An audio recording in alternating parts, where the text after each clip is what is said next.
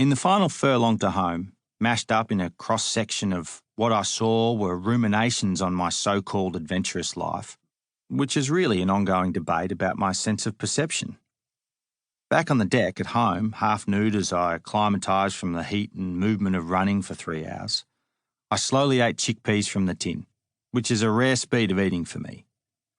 I'm thinking with scepticism about being an adventurer, engaging in daring and risky activities in unfamiliar places, often with only a hint of the expertise required to be there.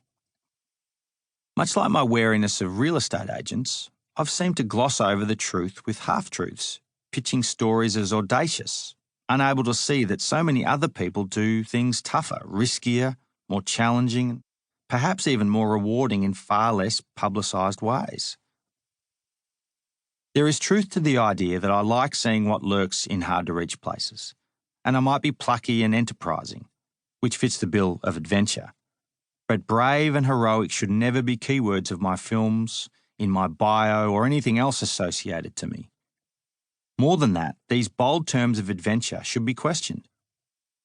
I say this because at various stages I've unwittingly bought into that mindset and looked at maps and charts as if I were a conqueror, out to beat the world. Day 3 without showering, in need of a haircut and shave, about to leave the house to buy milk, I was in fact on the comfortable side of an identity crisis, having come to terms with the fact that I was not the man I thought I was. Such a breakthrough in thinking is to acknowledge that I have a uniqueness born of influences, which seems a little more scripted than innate, including summer camps and universities, stinking male-only share houses, roadside diners, expeditions, films, women, family. I am flawed and oscillate between being mildly and intensely curious about our world, and that makes me and my newish, ongoing, close-to-home trips interesting. Rather than loading up with expensive gadgets and upskilling to the point of perfection, I'm setting off in the full knowledge that I'm weighed down with metaphorical baggage. So my aim now is to take as little real equipment as possible.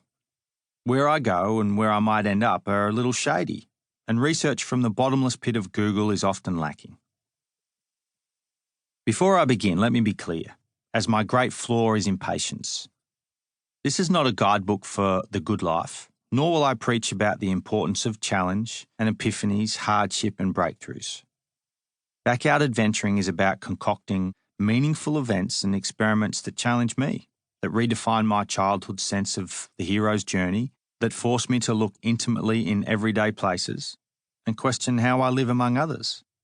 Ultimately, it's about being pissed off enough to take care of myself, others and non-human life, and happy enough not to let myself, others and non-human things bother me all the time. Balance between firing myself up and wetting myself down is the great act of perception I'm taking on. Quite simply, this book is a set of stories told by a red-headed bloke who has redefined his sense of adventure.